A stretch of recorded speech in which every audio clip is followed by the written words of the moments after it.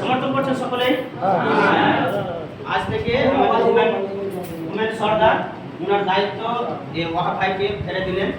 হুমায়ুন সরদার সমস্ত দায়িত্ব তিনি নিজের তরফ থেকে মানে নিজের ক্ষমতা মতো চেষ্টা করবেন আপনাদেরকে সঠিক পথে নিয়ে যাওয়ার ইনশাআল্লাহ। আপনারা সকলে সমর্থন করছেন? বাকি আপনি একটা পেনে দেন।